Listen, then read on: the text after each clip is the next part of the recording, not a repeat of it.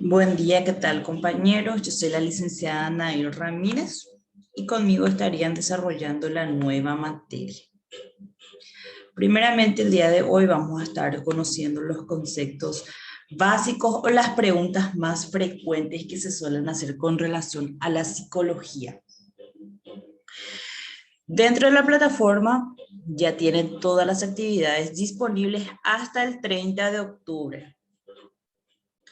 El día sábado 16 de octubre estaríamos desarrollando lo que sería nuestro examen final virtual. A partir de ese día estaría disponible.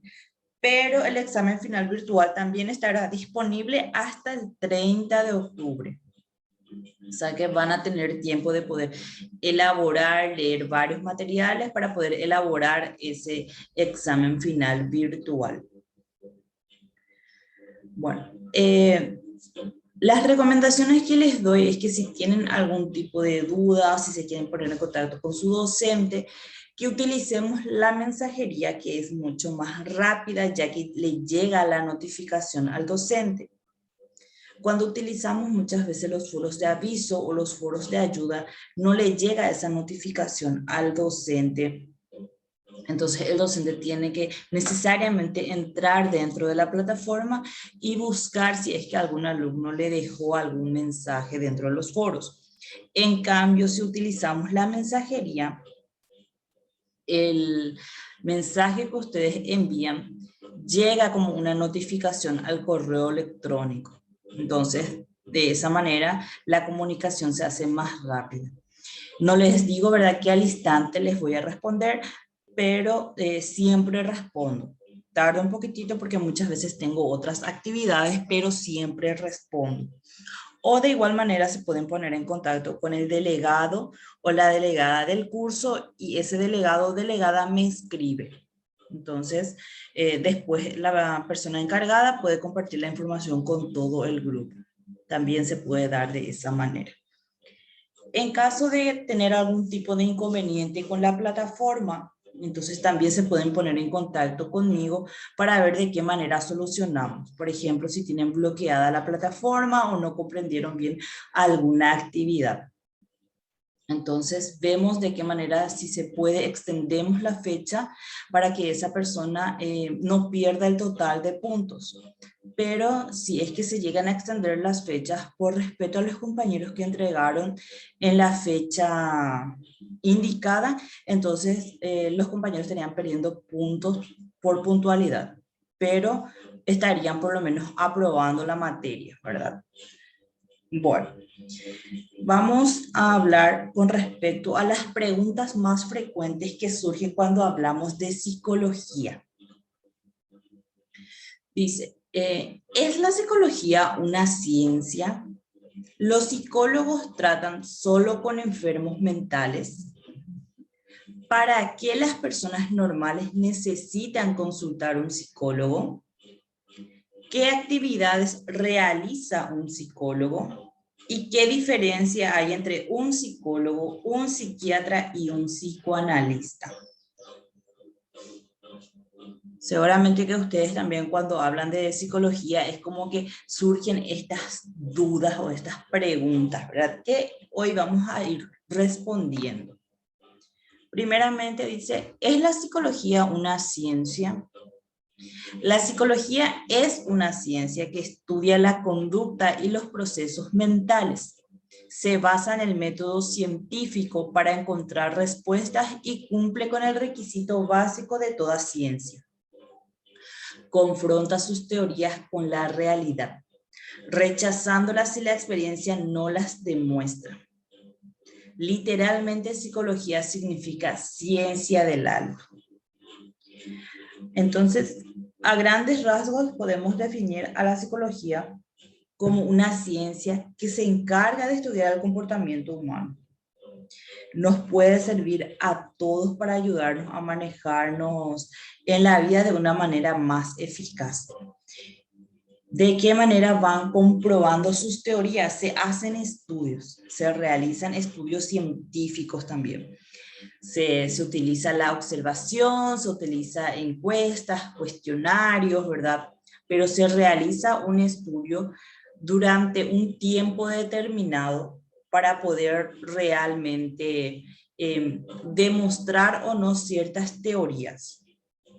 Como dije, la psicología estudia el comportamiento humano, trata de explicar por qué una persona se comporta de cierta manera. ¿Cuáles son los factores que influyen de repente, verdad? Para que adoptemos cierto comportamiento ante cierta situación. Estudiamos cuáles son esos factores, ya sean factores ambientales, ya sean factores sociales, factores psicológicos. Vamos viendo, ¿verdad? Y estudiando a la persona en su totalidad, perdón. Tratando muchas veces de predecir cuál va a ser el comportamiento de esa persona. ¿Y por qué hablamos de psicología dentro de lo que es ciencias de la educación? Porque tenemos que tratar de comprender muchas veces de qué manera nuestro alumno de repente aprende. Cómo es que se da esa evolución o ese desarrollo dentro del niño, porque también estudiamos esos aspectos. Dentro de una clase de estudio sabemos que nos encontramos con una variedad de problemas, con una variedad de comportamientos en cuanto a los niños. Entonces, tratar de comprender un poquitito del por qué realmente ese alumno se comporta de esa manera, por qué de repente es hiperactivo, por qué de repente es agresivo, por qué de repente es introvertido.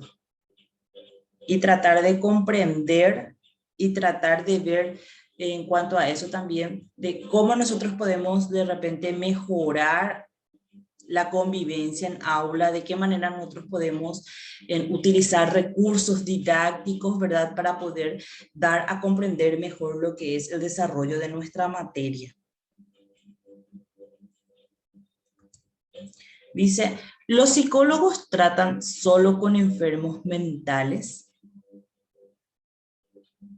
Cuando hablamos de profesionales del área de psicología, lo primero que antes se pensaba era que trataban a los locos. Dice, la psicología es muy extensa y no se limita al estudio clínico de las personas con trastornos psicológicos, mal llamados locos. Palabra despectiva pero clara, sino a una amplia gama de problemáticas que presentan los individuos. Esta diversidad ha tenido como resultado que la definición de psicología varíe de acuerdo con la actividad corriente o aproximación de quien la desarrolla. Los psicólogos ayudan a una gran variedad de pacientes.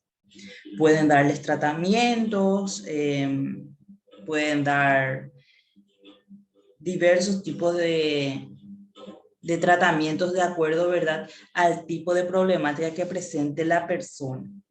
Algunas personas consultan muchas veces al psicólogo porque tienen depresión, tienen ansiedad, tienen estrés o algún tipo de trastorno, ¿verdad?, que le impide o le limita en su rutina diaria. Hoy día, por ejemplo, con la pandemia, vemos que aumentó, ¿verdad?, los niveles de depresión dentro de la sociedad. Entonces, también nos damos cuenta que los niños o los alumnos sufrieron un gran cambio, porque nadie estaba preparado para lo que sería la pandemia, que íbamos a tener las clases virtuales, que íbamos a estar más de 1 año y medio dentro de nuestras casas desarrollando las tareas con mamá, papá o nuestros hermanos. Entonces es importante también de repente tratar de analizar esa situación y ver cómo eso le afecta a los alumnos, a los estudiantes. Nos vamos dando cuenta que de repente hay padres que se comprometen más que otros o que se involucran más que otros.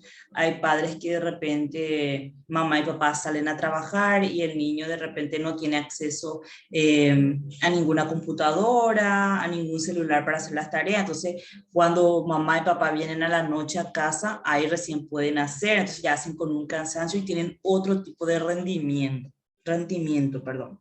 Entonces, todo eso también lo analizamos desde una perspectiva psicológica de cómo eso afecta al niño, ya sea a la escuela y ya sea también en su vida personal, en su vida social. ¿Para qué las personas normales necesitan consultar un psicólogo? Personas normales, entre comillas, ¿verdad? Porque sabemos bien que nada es normal. Dice, acudir al psicólogo es una manera para cuidarte y dedicarte atención. Es como ir a un spa o darse un mensaje. Es un mensaje que te envías a través del cual te dices que te preocupas por ti y que eres importante para un mejor manejo de las emociones, para mantener un equilibrio en tu salud mental. Como dice, ¿verdad? Muchos acuden en busca de orientaciones, porque hay ciertas situaciones que de repente para nosotras parecen, o para nosotros, perdón, parecen insignificantes o parecen mínimas, ¿verdad? Pero que a la otra persona puede que le resulte más difícil de repente afrontar esa situación. De repente no sabe cómo expresar sus emociones, de repente hay cosas que fuimos reprimiendo, ¿verdad? Y que quedó en el olvido, pero que eso lo vamos expresando de manera negativa. De repente yo me encuentro irritable todo el día o me doy cuenta que estoy bajo mucha presión, que tengo insomnio, que me cuesta mucho concentrarme, pero no estoy comprendiendo bien cuál es la razón. No estoy identificando cuál es el origen. Entonces voy a consulta tratando de comprender eso, tratando de ver cuáles son las herramientas que como persona yo ya poseo y cómo puedo utilizar esos recursos a mi favor.